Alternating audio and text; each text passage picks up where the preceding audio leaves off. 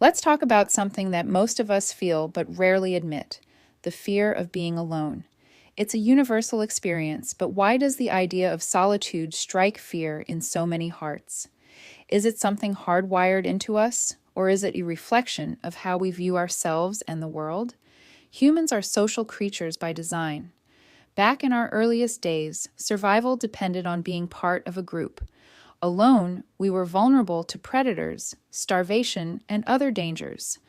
Our ancestors, who sought connection, were more likely to survive and pass on their genes. Over time, this instinct to seek companionship became embedded in our biology. Today, the fear of being alone still feels like a survival instinct. When we're isolated, our brain's alarm bells start ringing. Studies show that loneliness can trigger a stress response, releasing cortisol, the stress hormone. It's as if our brain is saying, "This isn't safe." But in the modern world, that alarm is emotional rather than physical. And this is where things get interesting. Society often equates being alone with failure. We're taught to value relationships and social circles. If you don't have them or don't have enough, you're seen as lacking. Social media amplifies this fear. When we see others posting about their perfect lives, surrounded by friends, it makes our solitude feel like a flaw rather than a fact of life. But the fear of being alone isn't just about social expectations. For many, it's about facing themselves. Being alone means sitting with your own thoughts. For some, this is freeing. For others, it's terrifying. It forces you to confront insecurities, doubts, and feelings you might bury with distractions. Think about how easy it is to distract yourself with work, relationships, or your phone. But when you're alone, you're left with yourself, your thoughts, your fears, and your hopes. That self-confrontation can be unsettling, but it's where real growth begins. Fear of being alone also affects the choices we make. It can push us into toxic relationships so we don't have to feel lonely. It can make us overcommit to social obligations, even when we're exhausted. It can lead us to seek validation from others instead of finding it within ourselves. But does this fear serve a purpose? In some ways, yes. It pushes us to connect with others and find a sense of belonging. These are things that contribute to our happiness. But when the fear of being alone takes over, it can stop us from understanding ourselves. Solitude can be misunderstood as emptiness. In reality, it's a blank canvas, a space to define who you are and what you want. Some of the most creative and self-aware people in history spent time in solitude. It doesn't isolate you. It connects you to a deeper sense of self. There's something paradoxical about this fear.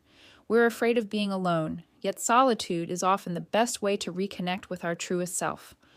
Alone, you aren't distracted by the opinions of others. You're left with your own voice, your own sense of direction, and your own desires. That's powerful. So, what's the solution? Reframe solitude.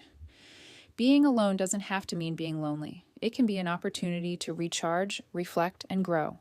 It helps you build a stronger relationship with yourself, which in turn strengthens your relationships with others. When you're comfortable with being alone, you stop seeking others out of desperation and start seeking them out of genuine desire. You stop fearing solitude and start embracing it as a tool for self-discovery. This isn't to say connection isn't important. It is. But the healthiest connections come when you're confident in your ability to be alone. When you know how to thrive in solitude, relationships become a choice, not a necessity. That's something I'm working on too. As I navigate this journey of anonymity, I often find myself in moments of solitude. It's just me, my thoughts, and this connection I'm building with you. Instead of running from the quiet, I'm learning to lean into it. In a way, this project is helping me redefine what it means to be alone. The fear of being alone doesn't have to control us. It can teach us. It shows us where we're holding on too tightly and where we can let go. It can help us grow stronger, more independent, and self-aware. Being alone doesn't make you less than.